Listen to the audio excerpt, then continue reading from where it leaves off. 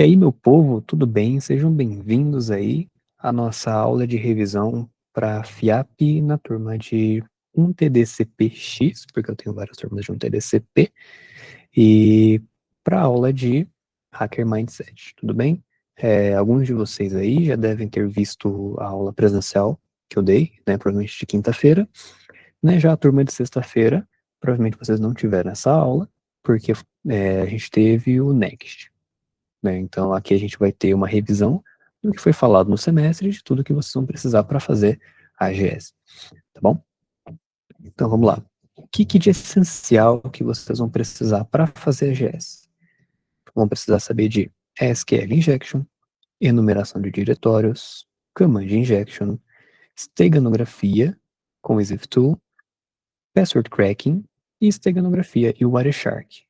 Mas, professor, isso tudo aí, a maior parte das coisas a gente não viu. Não tem problema que a gente vai fazer ao vivo aqui, um laboratório meio teórico, meio hands-on, né? E aí a gente vai caminhando, tudo bem?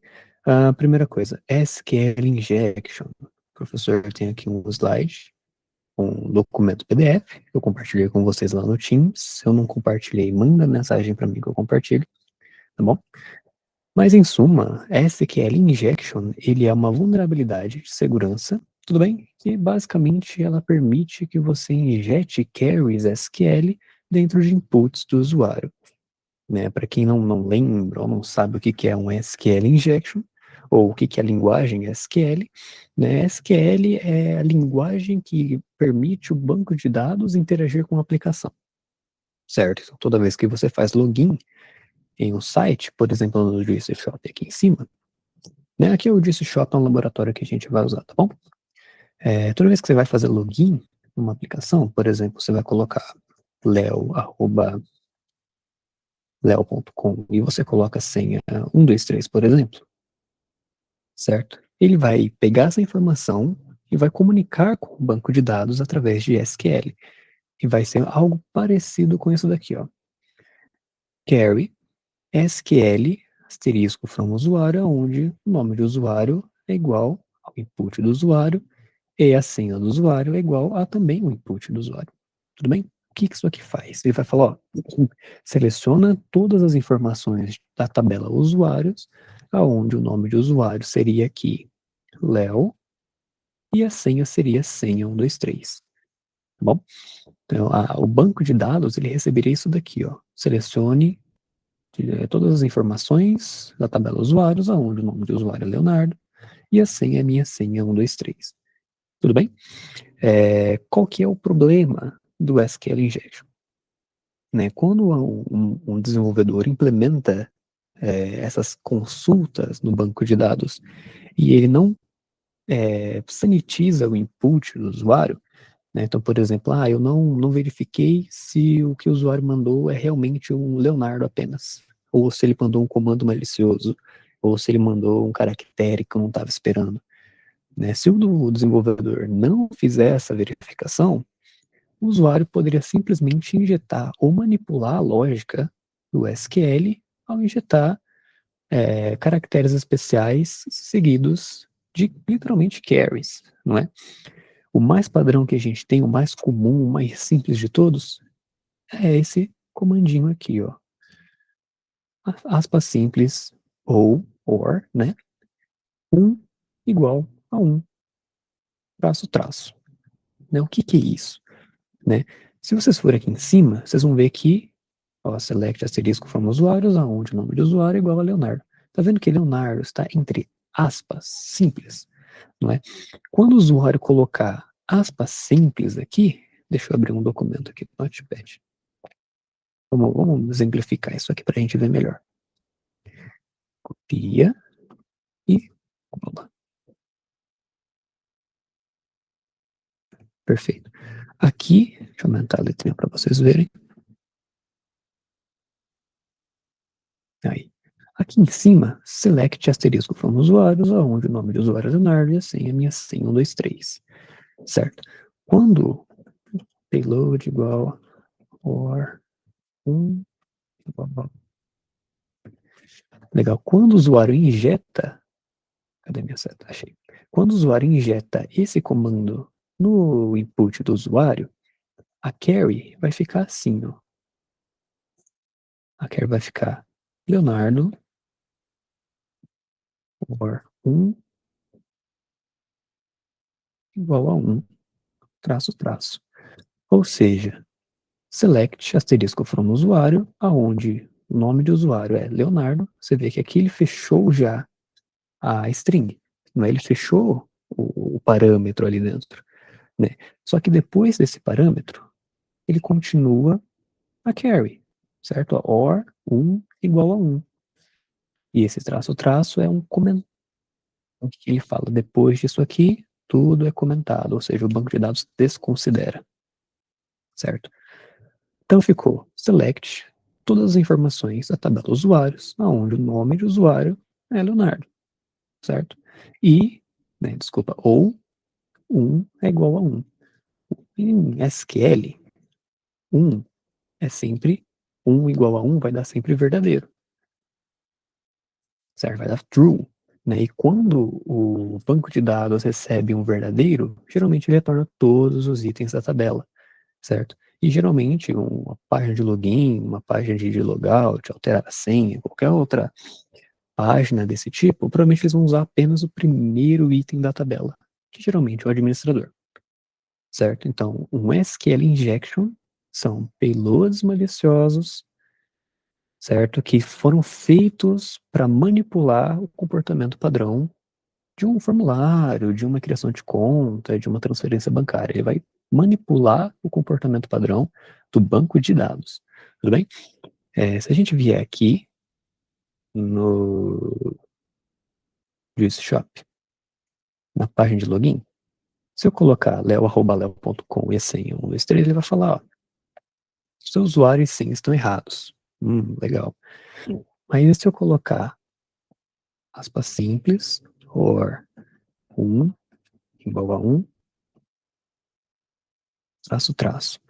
Às vezes aqui, esse igual igual é de comparação, né, em várias linguagens de programação. Dependendo do banco de dados, é 1 igual a 1 ou 1 igual a 1 para comparar, certo? Aí você tem que ir lá no seu, onde você está testando e ver o que funciona e o que não funciona, tá bom?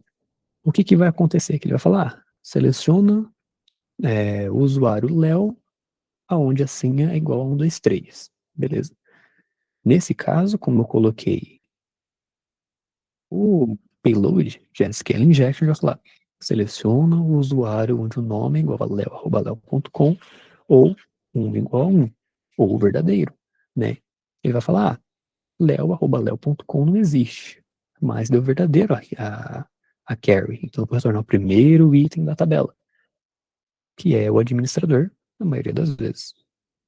Vamos ver se ele funciona. Legal, perfeito. Você resolveu a senha. Ok, provavelmente ele não fez login, porque aqui ele colocou dois iguais. Talvez o banco de dados que a aplicação está usando aceite apenas um igual. Vamos tentar com apenas um igual.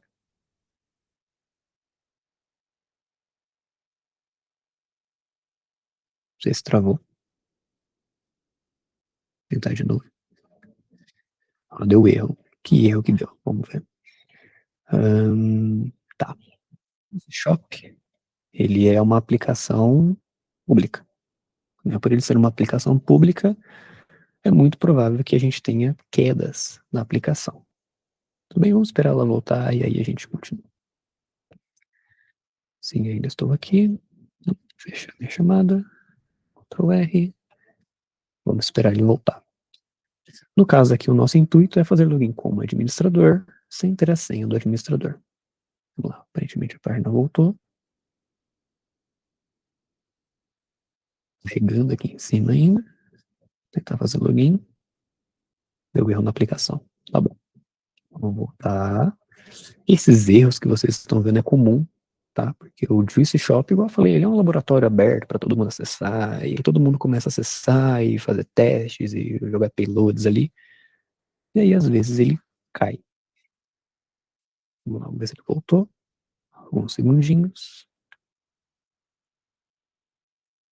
Se não me engano, a gente fez o Juice Shop no primeiro checkpoint, então você já deve conhecer mais ou menos como é que é. Vamos fazer o seguinte, vamos pular para o próximo tópico, e aí quando o Juice Shop voltar, a gente volta para o SQL Injection, tá bom? Mas em suma, vamos ver se ele volta. Não voltou. Deixa eu dar um Ctrl F5. Caiu. Tá bom, sem problemas. Né? E com isso a gente tem aqui o tópico de SQL Injection, tá bom? Depois a gente volta e faz o laboratório hands-on. Agora, enumeração de diretórios. Né? Se vocês forem em qualquer site, por exemplo, fiap.com.br.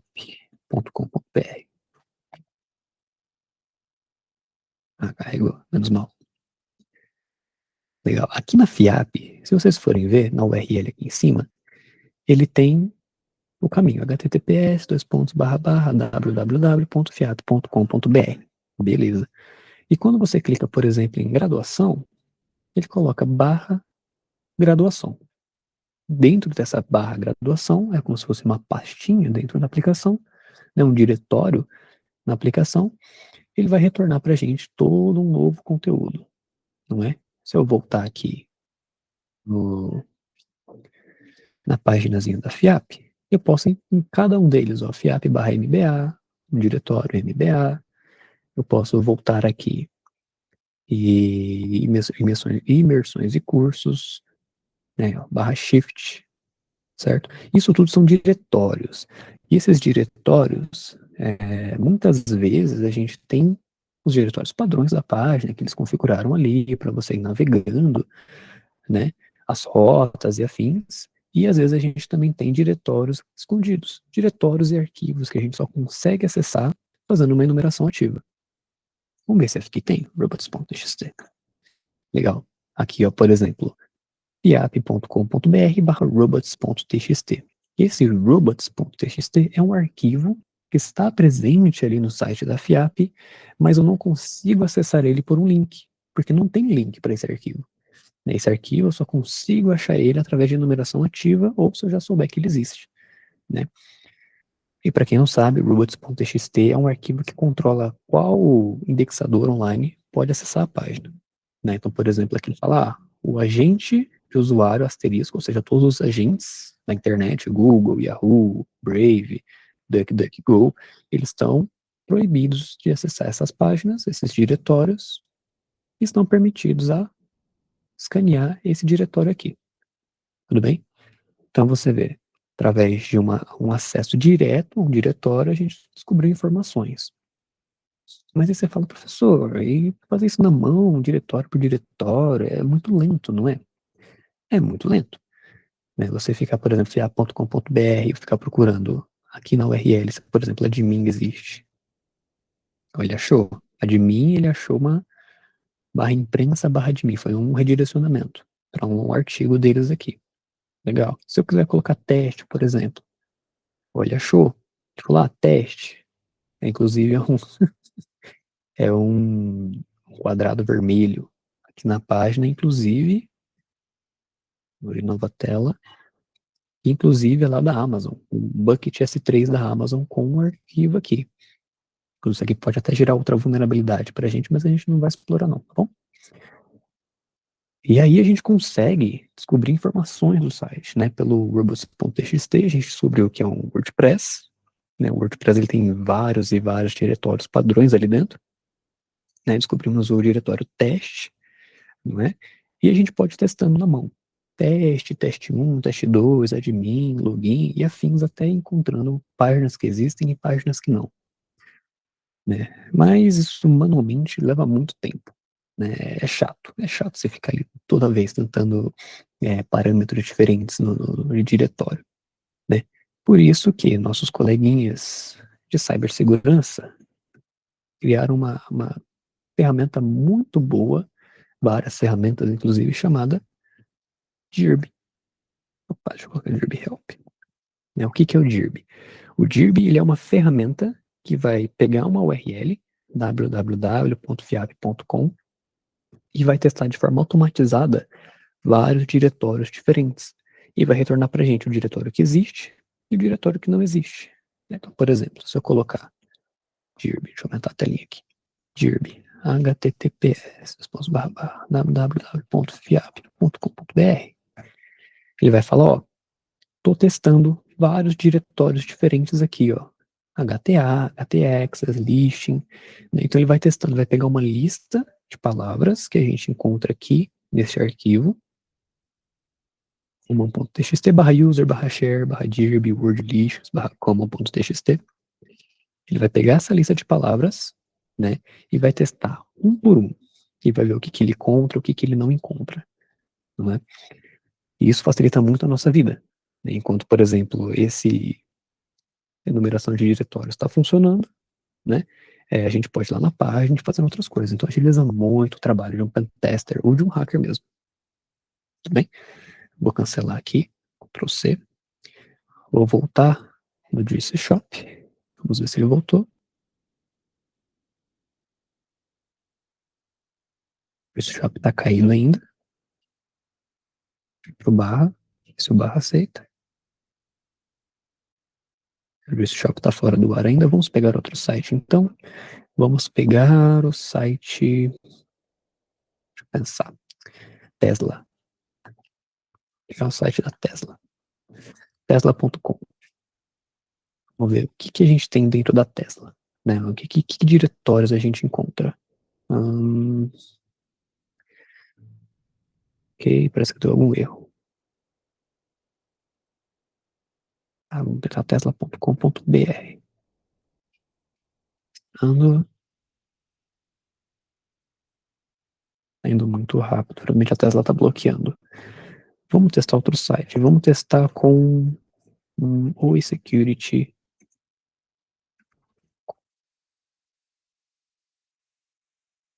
Not found stable.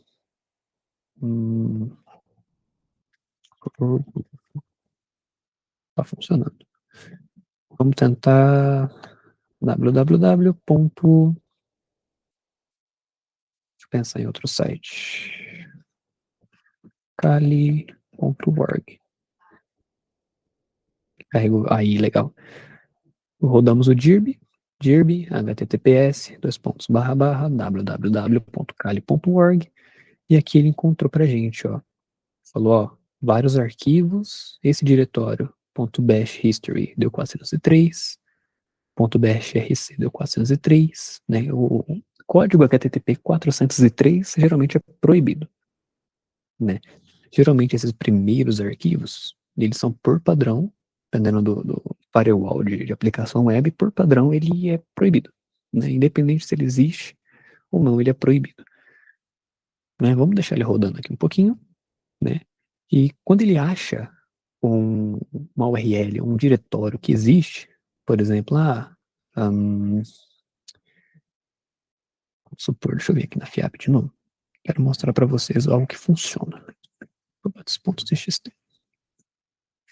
Vou pegar esse WP admin, consulta home preview documento. Vamos tentar o WP admin. Aqui, ó. No teste do Kali, ele achou kali.org/404. Ele falou, é um arquivo, um diretório. Esse diretório existe. Assim como ele achou o 300 e o About Us, né, o sobre nós, o Access Log. O Access Log é 403. E aí ele falou, ó, 302, quer dizer, esse diretório existe, mas ele está me mandando para outro lugar. Vamos abrir, ver o que é esse diretório.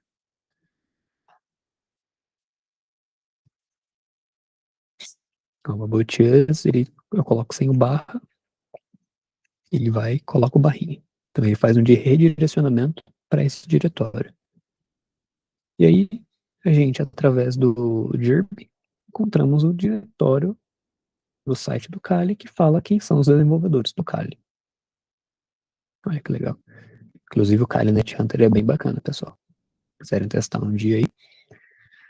Legal. Numa aplicação real, às vezes a gente encontra uma página de administrador, às vezes a gente encontra uma página de uma funcionalidade antiga, às vezes a gente encontra um documento de API, às vezes a gente encontra uma página de debug, não é? E aí a gente vai testando. Mas você vê que o Dirby, ele é muito lento.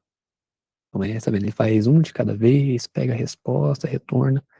Dependendo do caso, como por exemplo no caso da GS, vocês vão ter 2 horas, né? E ficar esperando o Kali fazer o Dirby fazer todo esse escaneamento, demora muito. Então ele tem outra ferramenta que a gente pode utilizar, que ela faz a mesma coisa que o Dirby, só que ela usa multithread. Né? Para quem não sabe, multithread é usar vários núcleos do processador, vários processos ao mesmo tempo para fazer a mesma tarefa. Isso aumenta muito a velocidade. Né? Então, por exemplo, aqui ele faz um por um. Se eu colocar thread 2, ele vai fazer 2 de cada vez. Se eu colocar thread 100, ele vai fazer 100 diretórios de cada vez.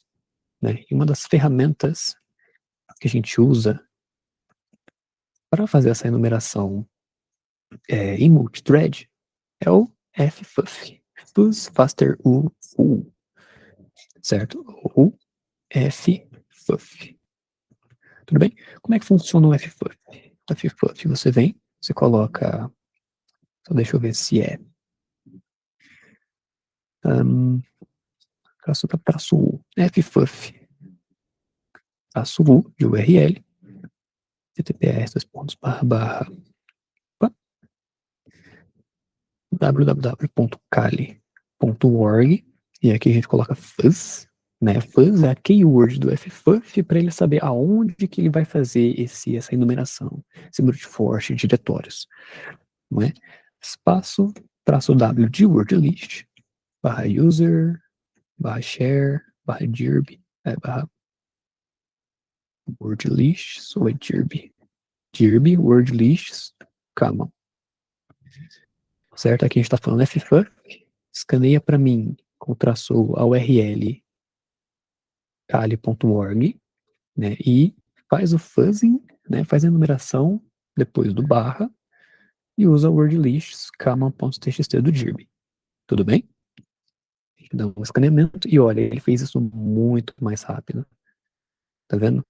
Ele fez escaneamento no Kali, os primeiros arquivos já deu 404, ele já achou 404 e o About Us, certo? E ele achou também o autor, ele achou o 404, e ele está testando, 800, 900 diretórios, achou o blog, categoria, community, contato, tudo isso são diretórios que ele está encontrando. Né? Esse 302, ele está falando que é redirecionamento, muito provavelmente porque a gente não colocou barrinha lá no final da URL, tudo bem? E se a gente seguir qualquer um, index.html, vamos ver o que tem nesse index.html. Index.html. Index.html é a página inicial do Kali.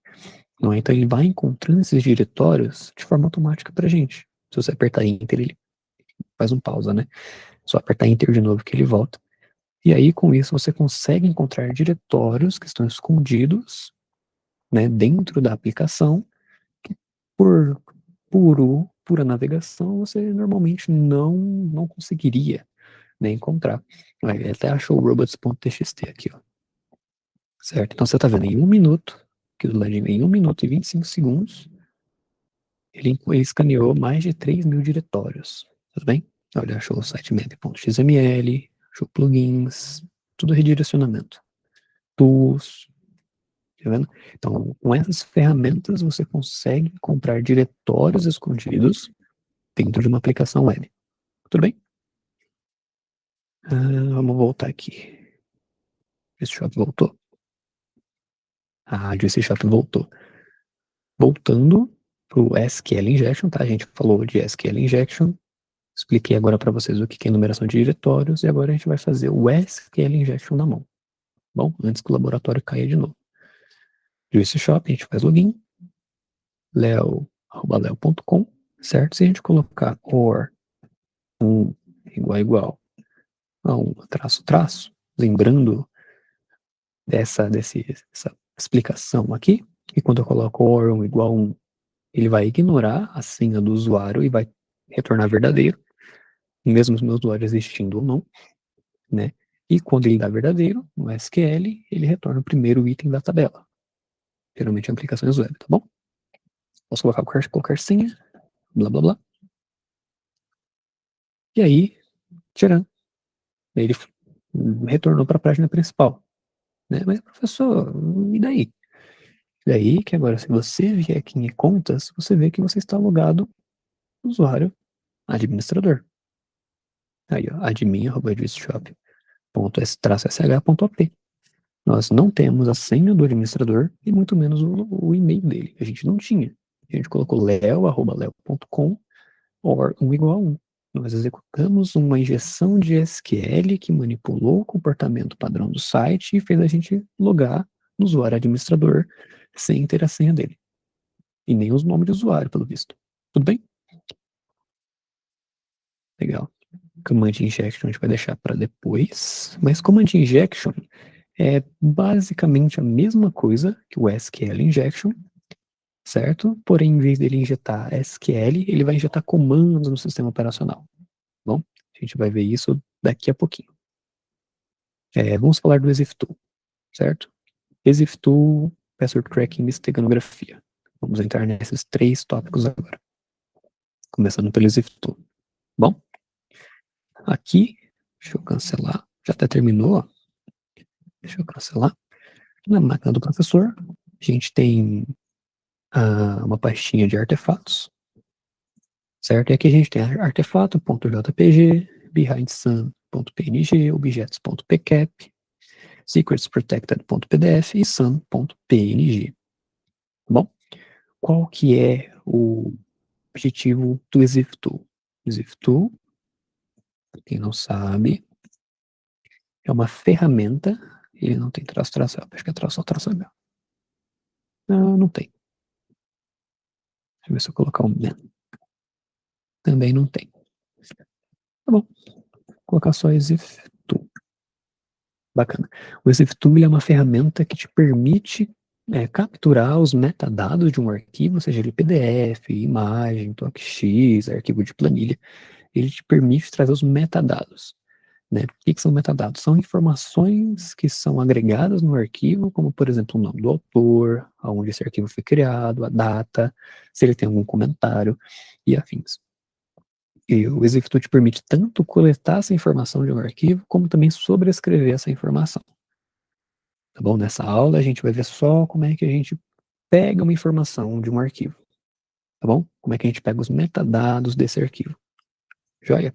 Vamos lá. Vamos pegar, por exemplo, o artefato.jpg. ExifTool, artefato.jpg. Olha, ele trouxe esse monte de coisas. Né? E o que são? O que é isso? Né? Isso é os metadados, como o nome do arquivo, o diretório em que o arquivo se encontra, o tamanho do arquivo, a data de modificação, a data de criação, o tipo do arquivo, a extensão, certo? Então, muitas informações aqui. Em alguns casos, quando você tira foto pelo seu celular, né, ele vai vir aqui embaixo, geralmente lá no finalzinho do arquivo. Você vê que tem bastante coisa. Geralmente, quando você tira foto pelo celular, ele salva esses 4 metadados aqui. Esses metadados são metadados de localização, né, que incluem altitude, longitude, direção, horário. E essas informações, elas te permitem localizar quem foi que tirou a foto e aonde, certo? Então, por exemplo, a gente tem essas 4 entradas aqui. Vou copiar elas, vou colar elas aqui, lá no navegador, e vou colocar em geolocation.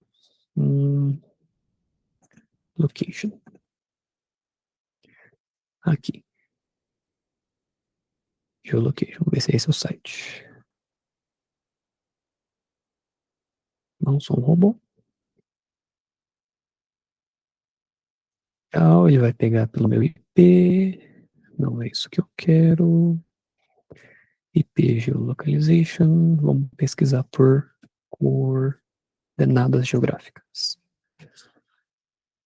Pesquisar por latitude e longitude. Google Maps. Aqui está muito complicado. Vamos em um que já é pronto. Calculadora geográfica. Brasil aqui. Vamos lá. Sua coordenada está em... Também não é isso que eu quero. Ele faz isso, mas eu quero algo coordinates. Aqui, ó, GPS coordinates. Legal, isso aqui vai funcionar, né? Esse site gps-coordinates.net, ele me permite colocar aqui a latitude e longitude de um local, né, com os graus, minutos e segundos, né, para fazer uma correlação com o mapa e descobrir um ponto exato de onde uma foto foi tirada, né? Então, vamos pegar aqui o arquivo de texto, jogar ele aqui para o ladinho, vamos lá. Deixa eu diminuir aqui a letra. Estamos em latitude 51 graus, 51 graus, 30 segundos e 14,78. 14,78. Legal. Norte. Aqui, ó. Norte. Tô nessa linha. 51 degraus. Degrees, né? Ou 51 graus, 30 minutos, 14,78 segundos. E norte. A linha de baixo é longitude 0 graus, 4 minutos e 28,47 segundos. West. Ok. Get address. Fala pra gente o local exato de onde a foto foi tirada. Bem, no caso foi o Butler Wharf West, certo? Se a gente vier aqui, a gente pode pegar essa informação.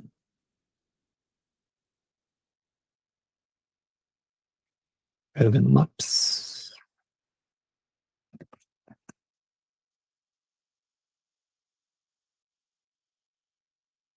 Colar aqui no Maps.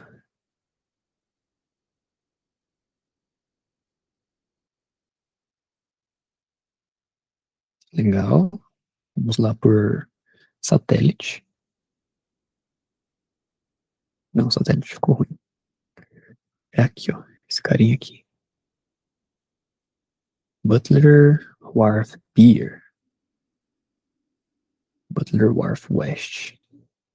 Tá tudo bem, certo? É lá em Londres, certo? Se a gente dá um zoom aqui, a gente vê que é em Londres. Vamos abrir a foto? Esse é artefato. E veja, a foto realmente foi tirada do que a gente acabou de ver, não é? Se a gente for comparar as fotos, é o mesmo lugar, né? Então, na hora que a pessoa tirou a foto, os metadados dessa foto foram armazenados no arquivo, e esses metadados foram compartilhados junto com a foto onde ela foi passar. Né? Por exemplo, se eu baixei a foto aqui, o metadado está aqui. Se você baixar na sua casa, o metadado vai estar ali naquela foto também. Tudo bem? Então, por isso que é importante, quando você tira foto no seu celular, antes de você postar na rede social, você pegar e fazer uma limpagem dos metadados. Né? Limpa nome, limpa IP, limpa domínio, limpa endereço físico, localização, para que você fique, pelo menos, minimamente mais seguro na internet. Tá bom? Deixa eu fechar a foto. Abre aqui. Fecha, fecha, fecha, fecha. E vamos lá. Revisão de Jesse. Vimos o ExifTool. Agora vamos para Password Cracking. O que é Password Cracking? Nada mais é do que quebra de senhas. Né? Aqui, nos arquivos do professor, a gente tem o arquivo secretsprotected.pdf. Bom, secretsprotected.pdf. Vamos tentar abrir esse arquivo. Ele é um arquivo de PDF e ele tem uma senha. Então, essa senha pode ser teste, pode ser de mim, pode ser, sei lá, gato preto. Né? E ele fala, não consegui abrir o PDF, certo?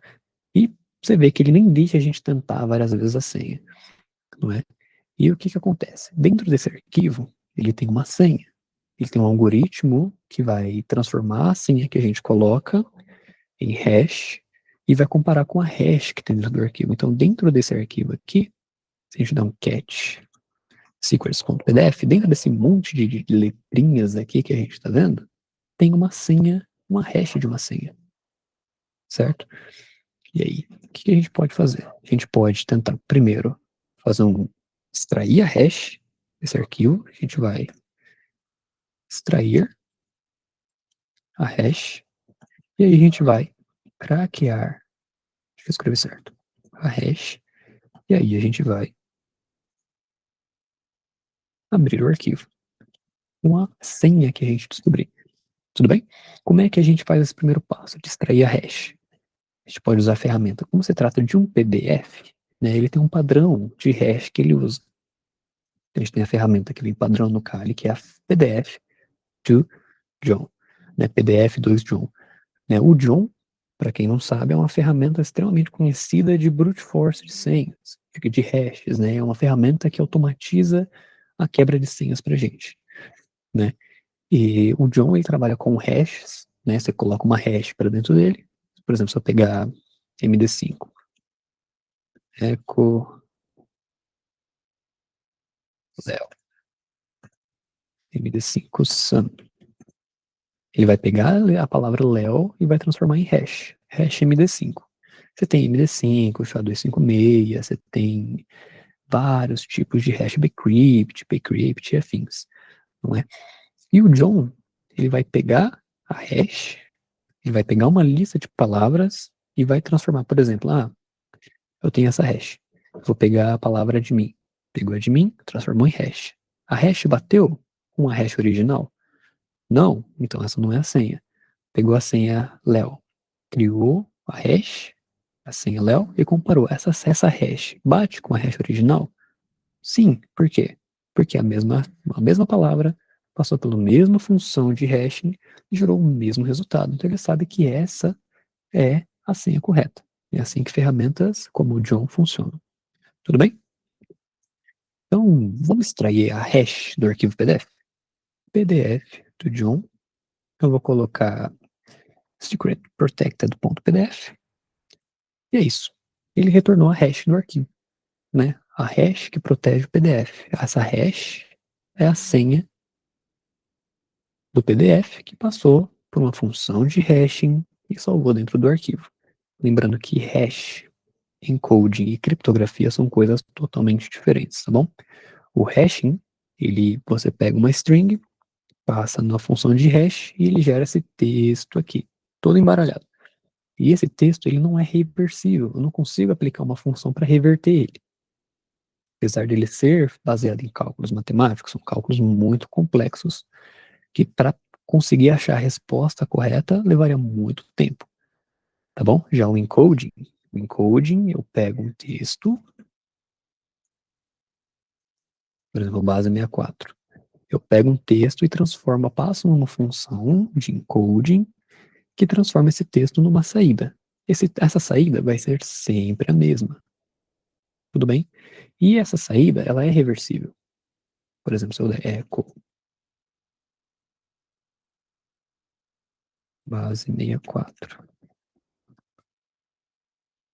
traço D, certo? A gente criou essa palavra Léo encodada em base 64 e aí a gente reverteu o encoding.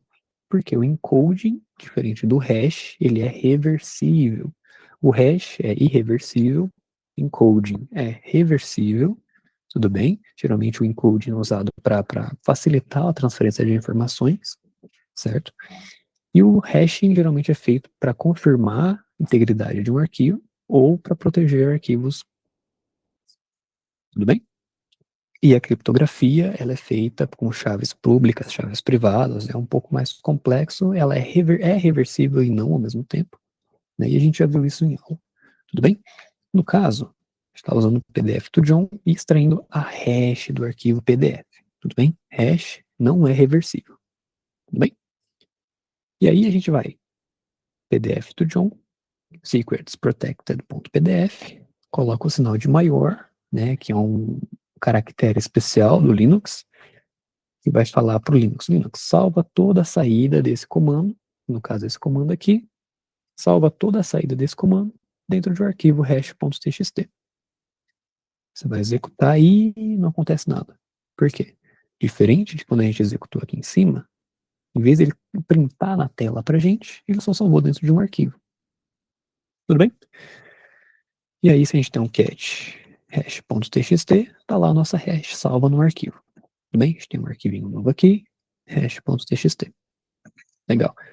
E agora, o que a gente faz? Né, a gente pegou o PDF do John, extraiu a hash do PDF. Fizemos o primeiro passo. O segundo passo é craquear a hash.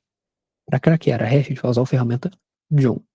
Né, o PDF do John extraiu a hash para que a gente pudesse usar ela na ferramenta John. Tá bom? Vamos lá. John, hash.txt. E aí a gente tem que declarar uma word list by user share word list. E no caso a gente não tem a word list. Criar Rockio. Vamos baixar a Rockio então. Rockio.txt. Como entender? Word lists. Sudo apt install word lists. Tá bom.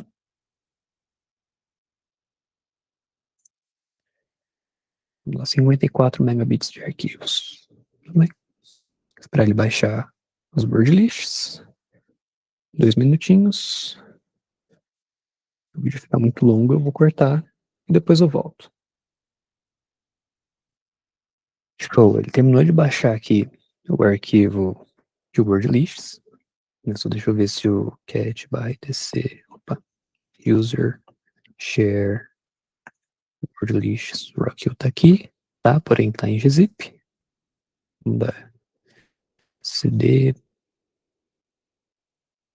barra user share word lists Rockio tá aqui, porém ela tá em gzip, então a gente vai dar um gzip -d Rockio sudo gzip-d barra Rockio.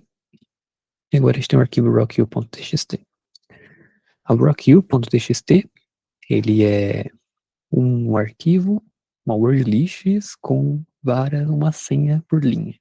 Né? Então a primeira linha é uma senha, a segunda linha é outra senha, e tem, vamos lá, 14.344.392 senhas. Vamos dar um head, traço M10. E aí, você quer pegar as 10 primeiras linhas do arquivo Rockio, e cada linha é uma senha. Né? O John, the Reaper, que a gente vai usar, ele vai pegar cada linha dessa, vai transformar em hash, vai comparar com a hash do arquivo PDF, e se a hash bater, ele vai falar, ó, essa aqui é a senha. Bem, limpo o terminal, vamos voltar lá em cima. John, cadê o John? Vamos lá de novo. John, hash, opa, a gente tem que voltar agora. cd, barra, era, .tdcpx, materiais. cd, artefatos. Legal. John, hash.txt, -w, barra, user, share, word lists, Rockio. Se a gente rodar só assim, o John, ele vai pegar a hash e vai tentar descobrir qual que é o algoritmo de hash que bate com qual o formato de hash dessa hash que a gente tem, né? Ele não sabe por padrão. Então, ele vai pegar os formatos que ele conhece e vai testar um por um. Isso pode atrasar um pouquinho, né, o teste. Como é que já sabe que é um PDF? A gente coloca traço format igual PDF. E aí ele já sabe, ó, ele vai pegar o arquivo hash, vai pegar a hash que tem aqui dentro, vai pegar o word list Rockio no formato PDF e vai testar. Ah, vou pegar então cada linha do Rockio.txt, usar o algoritmo de PDF para criar uma hash e vou comparar essa hash com a hash do arquivo que o usuário está me passando. Tudo bem? E aí, ele encontrou em quanto tempo? Não fala? Bem, você viu, foi em alguns milissegundos, né? Alguns segundinhos ele conseguiu. Ele descobriu que a senha do PDF é Batman, certo? Então a senha daquele PDF super protegido era Batman. A gente extraiu a hash do arquivo PDF e craqueou essa hash, tudo bem? E descobrimos qual que é a senha por trás da hash, tudo bem? Ponto importante. Se você executar o comando de novo, ele não vai retornar a senha do PDF. Por quê? Porque ele já craqueou a senha. Né? E para você não ficar perdido aí, você coloca John hash.txt show. ele vai pegar essa hash e vai falar, ó, eu já extraí a senha dessa hash. É Batman, tudo bem? Então você não precisa ficar fazendo o cracking de novo caso você perder a informação no seu terminal. Tudo bem? Vamos voltar aqui no PDF. Vamos escrever Batman. E voilá. Porque está tão sério. Certo? E aí a gente conseguiu pegar um PDF protegido por senha, extrair a senha em formato de hash, pegar essa hash, usar uma word list contendo milhares de senhas e testar uma por uma de forma automatizada até encontrar qual que é a senha correta. Né? Dentre aquelas 14 milhões de senhas, né, se o usuário tivesse colocado, por exemplo, em vez da senha dele ser somente. A senha dele era Batman. Né, uma senha extremamente fraca, mas se ele tivesse colocado, por exemplo, assim, provavelmente o John não iria conseguir quebrar essa senha. Por quê? Porque ela tem caractere especial, números, letras maiúsculas e minúsculas, né? E é muito pouco provável que essa senha que a gente criou agora esteja dentro do banco de dados. Desculpa, esteja dentro da RockU. Já está. User, share, word lists, RockU, grep, a senha que a gente criou. Ele não encontrou. Tá vendo? Talvez até o próprio Batman também não encontrou. Então, por isso que é importante, quando você for criar uma senha, ou quando você for configurar um sistema, você criar uma senha forte, uma senha resistente, né? Tanto para brute force de login, quanto para quebras de senha, caso o hacker consiga extrair a hash. Tudo bem? Vamos para o próximo. O próximo é steganografia. Esse aqui é bacana. Antes da gente ir para a steganografia, a gente tem que ter aqui ver enumeração de diretórios, command injection, falta command injection. Perfeito, vamos para a steganografia. O que é steganografia? Vamos lá. Steganografia é a arte de você esconder arquivos ou informações dentro de outros arquivos. Né? Igual a gente viu lá no arquivo de imagem que tinha os metadados. Né? Agora imagine você conseguir esconder uma informação dentro de um arquivo e que essa informação não apareça nos metadados. Não é? E a gente consegue fazer isso de milhões de formas diferentes. Né? Uma delas é simplesmente adicionando o binário de um arquivo no final de um arquivo original. Por exemplo, eu tenho uma imagem, JPEG, e no final dessa JPEG eu acrescento um PDF, por exemplo, lá no binário. Né? E aí você, quando abrir o arquivo, ele vai aparecer que é um JPEG comum, JPEG simples, né? Mas no fundo ele contém uma informação escondida ali dentro. Vamos ver? Ó, aqui a gente tem o arquivo behindsun.png, certo? Eu vou copiar esse arquivo, salvar no meu disco. Documents, GS. Legal, revisão materials. Legal. Copiei ele para cá. Ele deve aparecer aqui. Aqui, ó. Behind Sun. Copiar e mandar lá para os artefatos. Legal. Tem o Sun e tem o Behind Sun. O Sun é um arquivo de sol, né? Uma foto do sol bonitinha ali. O ponto .png é um arquivo ali de um pôr do sol. Um arquivo comum, não é? E o Behind Sun esse é o mesmo arquivo, certo? Qual que é a diferença? Esse arquivo Behind Sun, apesar dele ser o mesmo arquivo que o da esquerda que você está vendo na tela, o arquivo da direita, ele tem um outro arquivo escondido dentro dele. Não é? Ele tem um arquivo dentro do arquivo. Né? Quando o binário da imagem acaba, ele tem um outro binário ali dentro. Tudo bem? E aí a gente consegue esconder arquivos dentro de arquivos dentro de arquivos. Né? E chega num ponto em que a gente não é difícil de ver na tela, né? É impossível de ver isso na tela, certo? A gente consegue identificar isso através de ferramentas especializadas que literalmente caminham dentro do binário e encontram o que a gente chama de Cadê aqui? Cadê? Magic Bytes. Né? O que é um Magic Byte no contexto de binário? Né? Todo arquivo ele é composto por bytes, né? Bytes são 8 bits, 4 bits, perdão. Não, são 8 bits diferentes, se eu não me engano, né? E todo arquivo é composto por bits, bytes, megabytes, kbytes e afins, né?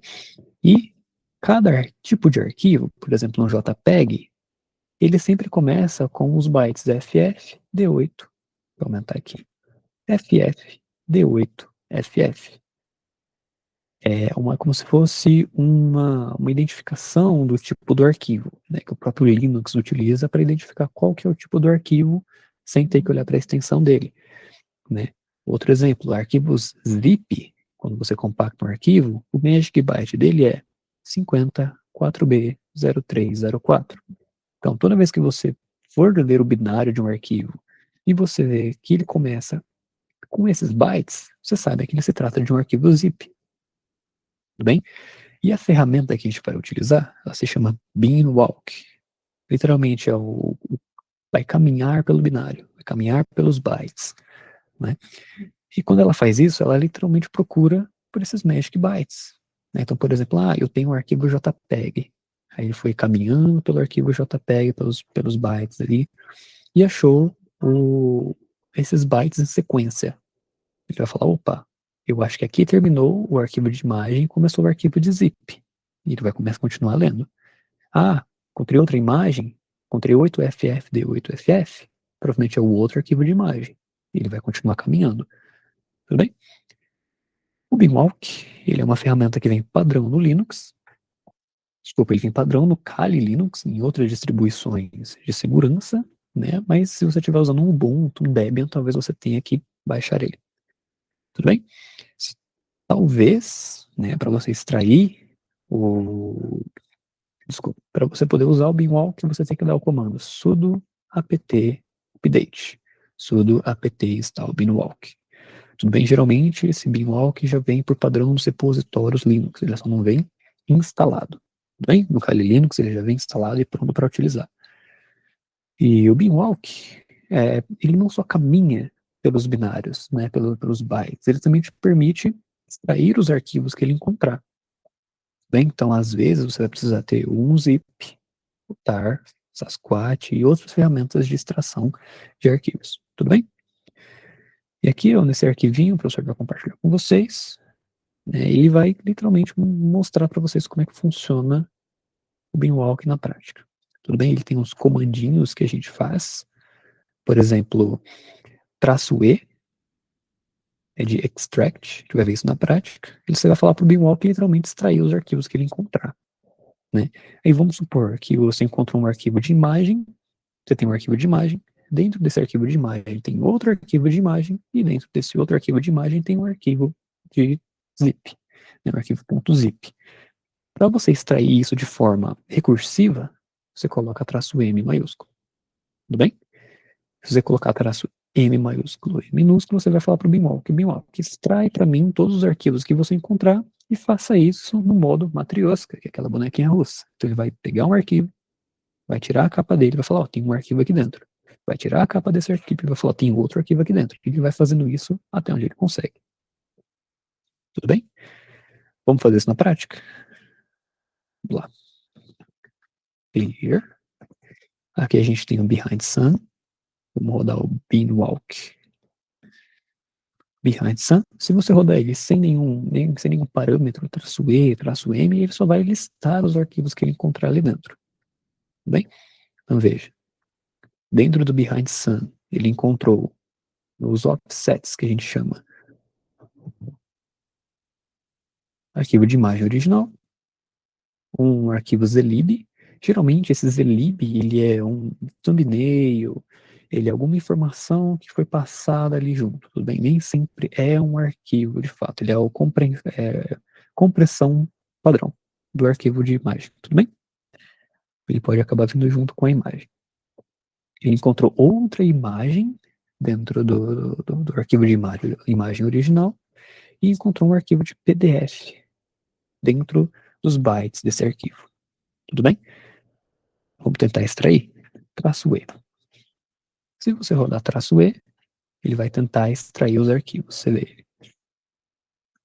Quando isso acontece, ele cria uma pastinha para você chamada underline behind sun, o nome do arquivo, né? Ponto .extracted. Vamos acessar esse arquivo. E aí? Ele extraiu os arquivos que ele encontrou dentro do arquivo de imagem original, e o nome do arquivo é nada mais, nada menos do que o offset que ele encontrou aqui em cima, no hexadecimal. Então, por exemplo, ele extraiu o PDF dentro do arquivo 2D-CE99. Perdão.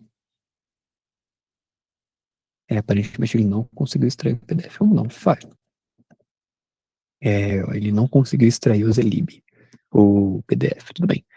Quando isso acontece, né, ele extraiu os arquivos, mas não conseguiu extrair o PNG nem o PDF.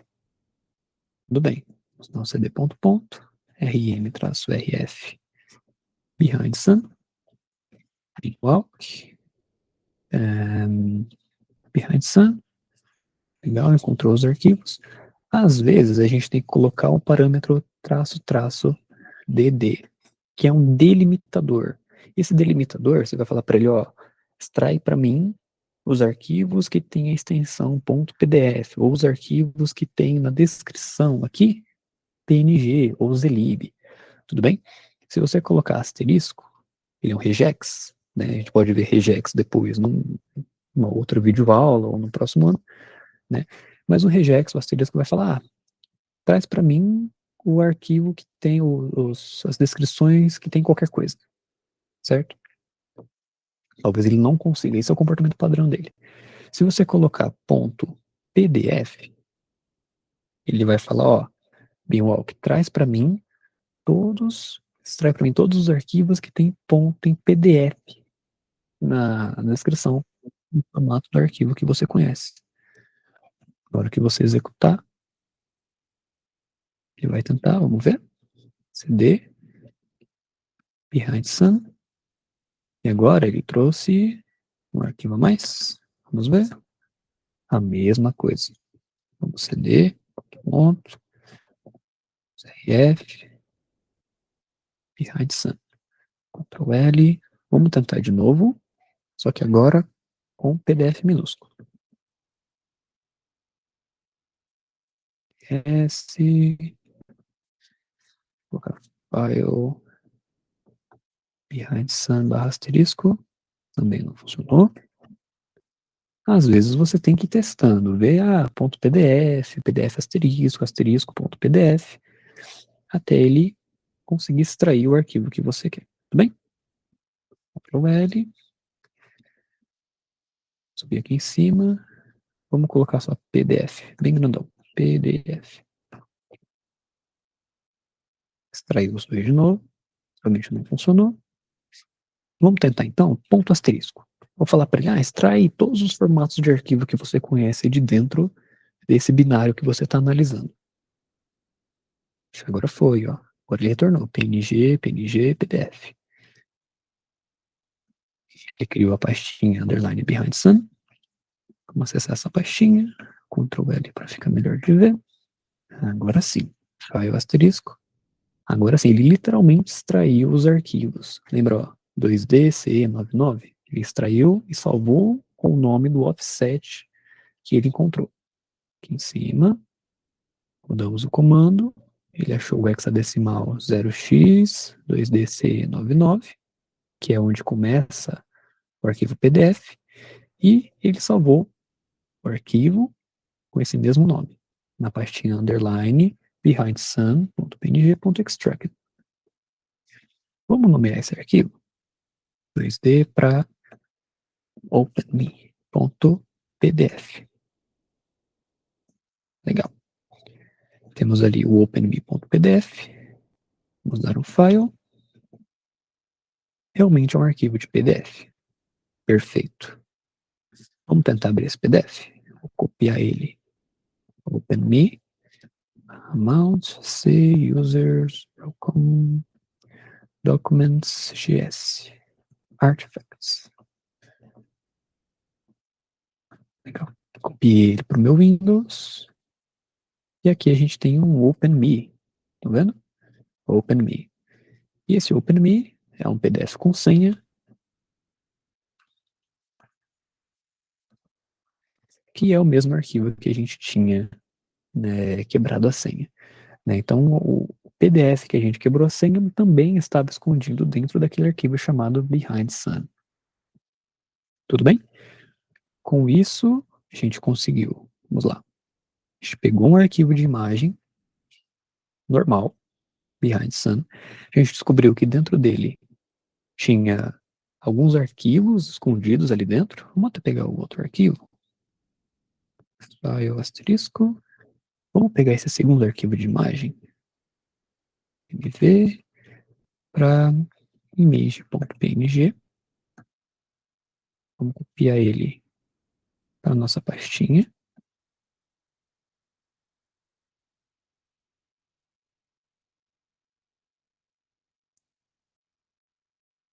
Legal.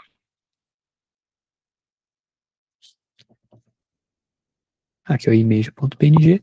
E a gente extraiu também um outro arquivo de imagem dentro do arquivo de imagem original. Então, dentro de um único arquivo, que à primeira vista não parece ter nada, ele tinha dois arquivos escondidos ali dentro.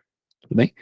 E essa técnica, essa arte de esconder arquivos e informações dentro de outros arquivos é chamada de steganografia.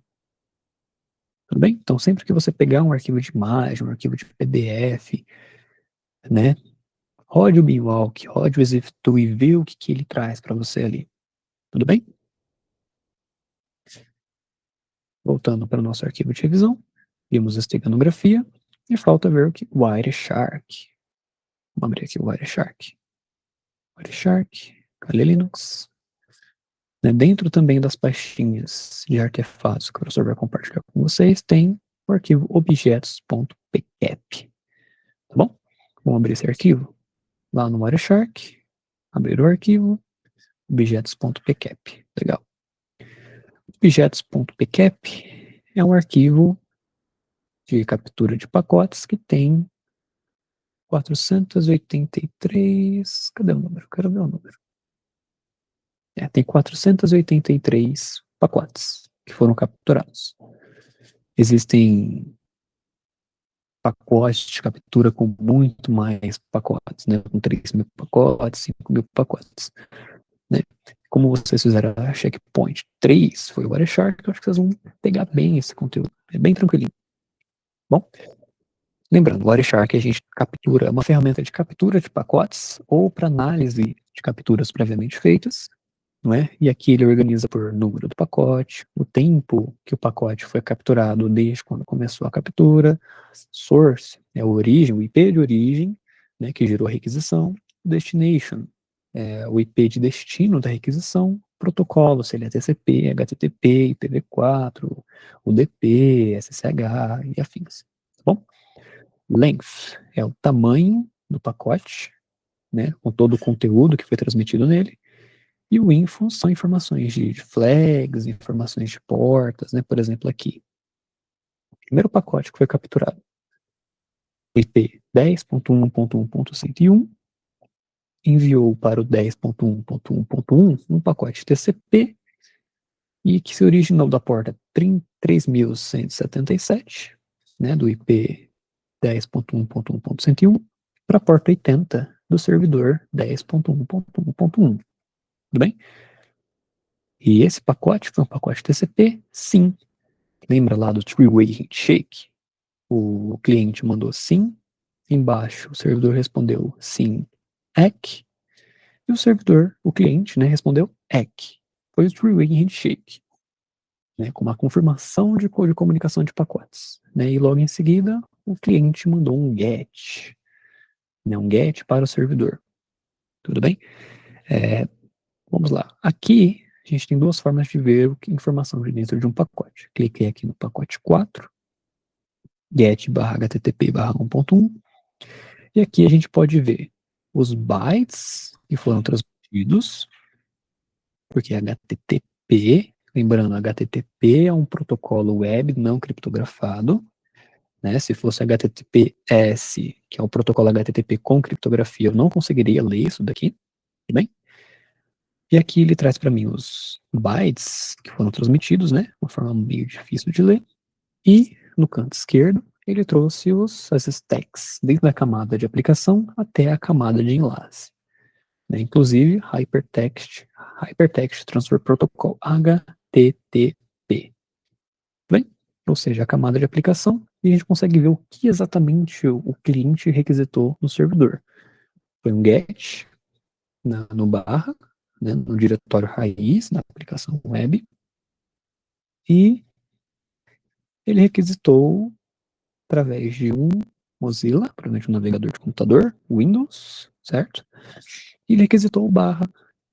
E aí, o servidor aqui no 5, tá vendo? Pacote 5, pacote 6, perdão, ele respondeu para o cliente: ok, tá aqui a sua página. E aqui na página foi um arquivo HTML, Honey Solberg's Website, né? Provavelmente o conteúdo da página em si. Mas você vê que ficar acompanhando pacote por pacote desta forma é muito lento e trabalhoso. Você tem que olhar pacote por pacote. Se você se perder aqui no meio, né, você se perde no meio da comunicação, né?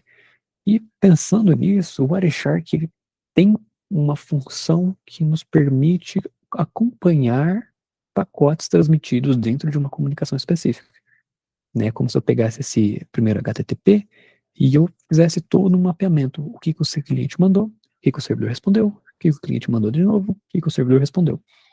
E aí a gente consegue ter uma forma visual e analítica muito melhor do que foi conversado nessa comunicação. Para ver esse mapeamento, para seguir essa comunicação, você clica com o botão direito em cima do pacote, Follow HTTP Stream. E aí ele tem toda a comunicação do pacote. Né? Por exemplo, ó, o cliente requisitou get barra, o servidor respondeu HTTP 200. Ok. E o conteúdo do barra da aplicação. Tudo bem? E aí a gente pode fazer isso, ele cria um filtro automático para a gente aqui, apagar esse filtro. E aí a gente pode ir filtrando isso pelas requisições HTTP. Outro ponto, você vê que tem uma mistura de HTTP com TCP, com IPv4, né? E fica difícil a gente ficar acompanhando os HTTP, né? Os pacotes de protocolo HTTP. Para isso, o Wireshark tem filtros que nos permite ali filtrar os pacotes com base no protocolo, com base na porta de origem, porta de destino. Tá bom? Vamos colocar aqui HTTP no protocolo aqui em cima, bem pequenininho, na barrinha de protocolo, de filtro. Se a gente colocar HTTP, ele vai filtrar somente os protocolos HTTP. Tá vendo?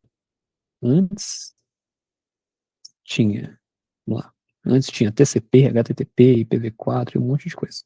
Quando a gente coloca HTTP, ele filtra para a gente somente os protocolos HTTP.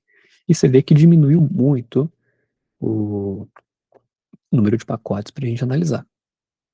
Legal. Vamos ver o que eles conversaram aqui. Ó, eles têm GET, o servidor respondeu dizendo OK, o cliente pesquisou PostScripts MS no IP dos 209.255.11.237.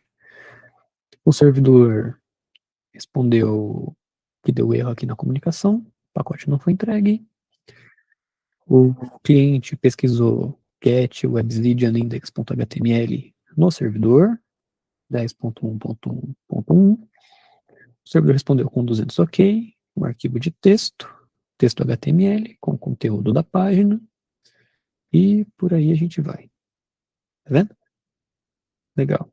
E aqui embaixo, se a gente clicar com o botão direito, follow TCP, HTTP stream, a gente consegue acompanhar essa comunicação.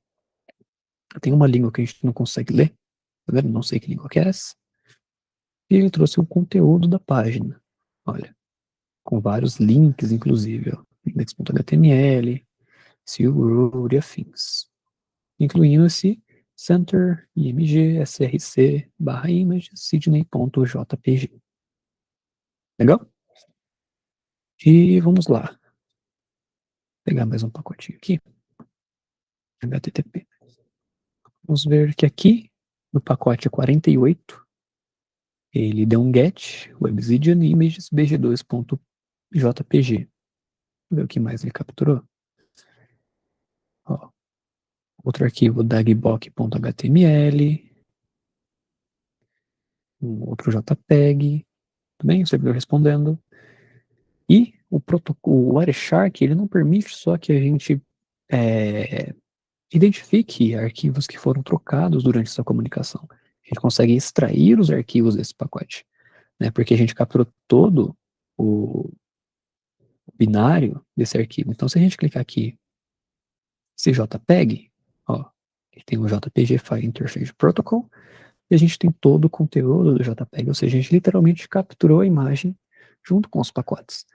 Né? E o Wireshark nos permite, de uma forma bem legal, extrair esses arquivos para que a gente possa abri-los na nossa máquina. Para extrair arquivos de um pacote, de uma comunicação usando o Wireshark, no protocolo HTTP, você vai lá em File, lá no topo esquerdo do Wireshark, você vai descer a seu mouse até Export Objects, e vai abrir um painelzinho, você clica em HTTP. Tudo bem? Acompanhando de novo.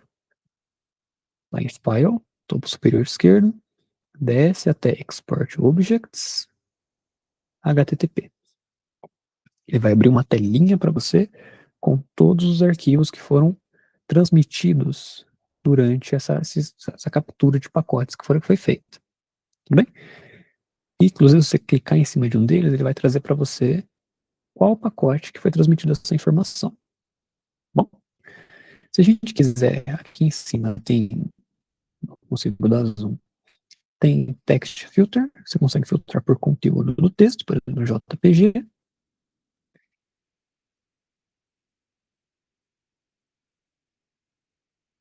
Ou você pode vir aqui no Content Type, aqui está All Content Types, e você clicar em imagens/jpg, ou text HTML, ou vmd.xapc, certo? Eu quero extrair os arquivos de imagem. Bom, legal, e trocou 4 arquivos de imagem. Eu quero extrair todos. Você vai clicar em Save All, aqui embaixo, e você vai escolher uma pastinha. Eu vou criar uma pastinha chamada Image Extracted. Escolher essa pasta e vamos olhar no Linux.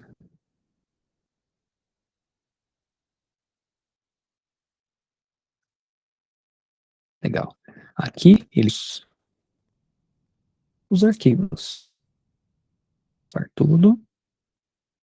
Vamos voltar aqui. Certo. File. Legal. Se você clicar em Save All, ele vai salvar todos os arquivos. Se você selecionar image.jpg, clicar em Save, ele vai salvar somente o arquivo que você selecionou. Tudo bem? Quero selecionar todos. Só deixando, vamos salvar todos, não tem problema. Image extracted, choose, legal. E eu também consigo dar uma prévia, um preview. Se eu clicar em preview, ele vai abrir esse arquivo pra gente, olha que bonitinho. Golfinhos. Se a gente clicar aqui em cima, preview, o próprio Wireshark extrai e abre pra gente. Olha só que medonho. Ó, mais um arquivo. E aí, no seu caso, você pode pegar cada um desses arquivos, você pode rodar o ExifTube, o Walk, para ver se dentro desses arquivos não tem informações escondidas, né? Vamos pegar, tá vendo que esse arquivo de imagem aqui, ó, 10 KB e 191 KB, tá um arquivo um pouco grande, né, para um arquivo de imagem. Vamos pegar esse arquivo, vamos salvar ele. Ó, revisão materiais, artefatos, extracted image. Vamos salvar na artefatos. DSC0758. Salvei. Vamos analisar esse arquivo. Ponto aqui, ó. O arquivo está aqui. exif2 é um arquivo de imagem, muito provavelmente, com 192 KB. Foi editado nessa data. Legal. Binwalk. Nome do arquivo. E é só um arquivo de imagem mesmo. Ele é um arquivo com uma maior resolução, pelo visto. Bem, se você quiser, extracted, image extracted, você pode usar o exif2. O exif2 não, perdão. Você pode usar tanto o exif2 quanto o binwalk e colocar asterisco na frente. Ele vai escanear todos os arquivos, tudo bem? Binwalk, asterisco. Ele vai tentar achar as informações dentro de todos os arquivos, tudo bem? Ó, esse xcms.asp é um arquivo XML. Não encontrou nenhum arquivo. Não, aparentemente todos os arquivos estão intactos aqui dentro. Opa! Index.html, HTML footer, tudo bem? HTML, HTML, HTML, JPEG, JPEG.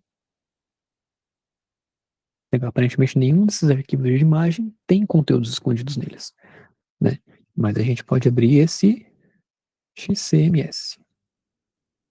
E é um arquivo de XML, igual a gente viu, e sem muita informação.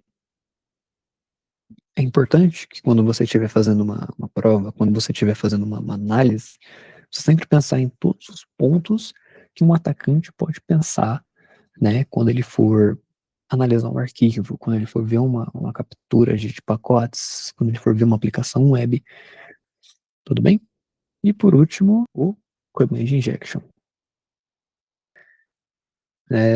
Para o Command Injection, né, o professor criou aqui um arquivo chamado app.py, né, esse aplicativo ele tem um formulário, uma aplicação web, que ele vai ter um formulário, e esse formulário, Python 3, app.py, e esse formulário, ele foi criado para executar um ping. Né? Sabe quando você coloca ping 10.10.10, enfim, ele vai criar uma aplicação web que faz isso para mim. Então, se eu colocar 127.0.0.1, ele vai executar o comando ping dentro do sistema operacional, não é? E vai retornar para mim conteúdo na tela. Ele trouxe aqui, ó, ping, C4, 127.0.0.1. Né?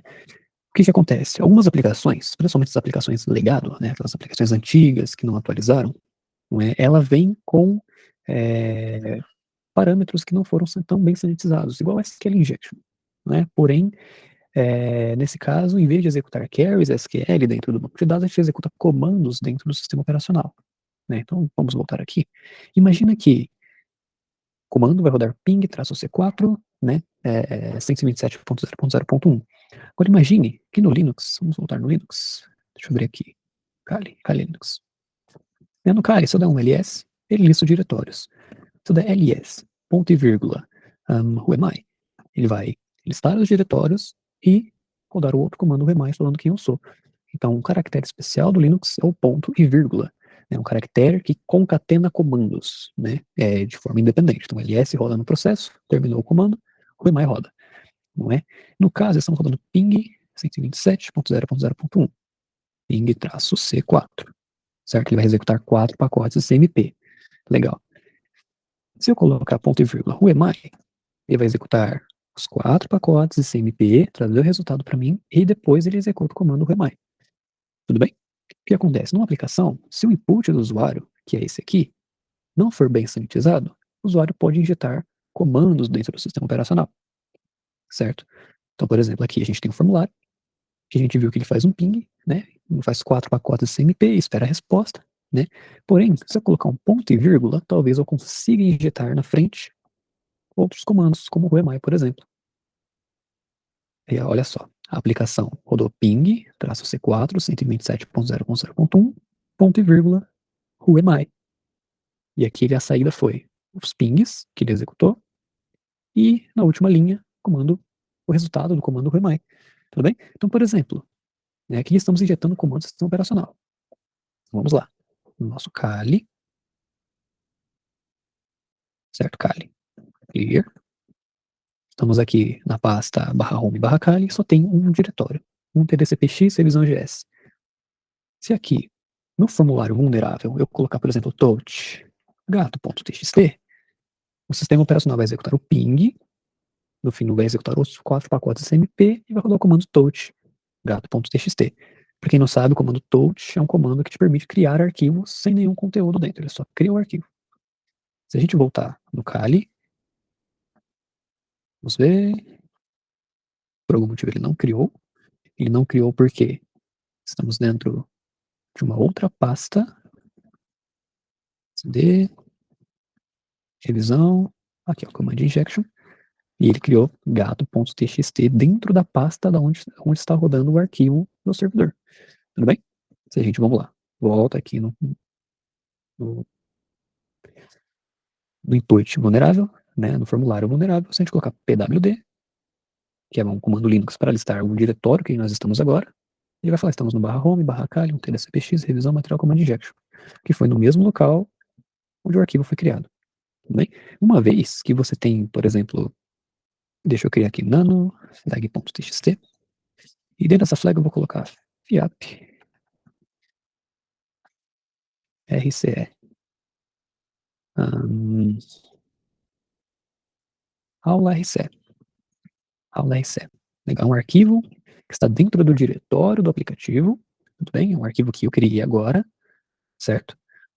E aqui, no formulário vulnerável, eu posso usar 127.0.0.1, ponto e vírgula, cat, comando Linux para abrir um arquivo, flag.txt. Ele vai executar o ping e vai me trazer conteúdo do arquivo que eu pedi para abrir. Tudo bem? Então, uma vez que a gente tem um parâmetro, né, que um formulário que muito provavelmente executa comandos dentro do sistema operacional, ou mesmo aqueles que não, né, a gente pode vir aqui no GC Shop, por exemplo, no username, colocar um whoami. Talvez esse input, esse formulário, esse campo desse formulário seja vulnerável ou não. Num caso real, você tem que ir lá e testar, coloca ponto e vírgula whoami. Às vezes, só o comando, né, funciona, certo? Às vezes não, às vezes você tem que usar alguns bypasses, né? Mas para GS o simples funciona. Tudo bem? Vamos voltar aqui, né? E uma coisa legal que a gente pode fazer é, uma vez que um atacante tem acesso a um kernel, ao kernel do sistema operacional, através de um command injection, ele pode criar o que a gente chama de, já é um pouco mais avançado, mas aí a gente pode criar o que a gente chama de shell reversa, que é onde eu consigo capturar um terminal remoto. Não se preocupa que isso não vai cair na prova. A gente consegue capturar um terminal remoto dentro do sistema-alvo. A gente pode instalar programas, a gente pode abrir navegadores, né? Por exemplo, se eu colocar Firefox, http youtube.com, né? Eu vou abrir o programa Firefox dentro do youtube.com. Provavelmente ele vai abrir aqui Aí, abriu o Firefox, youtube.com. Escrevi errado. Deixa eu colocar. Você viu que ele segurou o processo até eu fechar o Firefox. Vou colocar youtube.com. Espera um pouquinho. Então eu executei o ping. Depois do ping ele abriu o Firefox na URL youtube.com. Tudo bem? Essa é a essência da execução remota de código ou injeção de comandos. Tudo bem? Com isso a gente encerrou. Falamos de SQL injection. Falamos de enumeração de diretórios. Falamos de ExitTool, né? Steganografia, password cracking, steganografia com Beanwalk, falamos de Wireshark e agora falamos de enumeração de diretórios. Tá bem? Esse conteúdo que você viu aqui hoje é o suficiente para você fazer a GS, né, para você fazer a prova final da matéria de Hacker Mindset. E é isso, eu espero que vocês tenham gostado bastante, que vocês tenham absorvido bastante informação dessa aula, ficou bem grande, né, acho que eu vou separar em duas partes. Espero que vocês tenham absorvido bastante coisa, espero que vocês estudem na casa de vocês, com os arquivos que eu vou compartilhar, se eu não compartilhei, e estudem para a prova. Tudo bem? Tchau, tchau.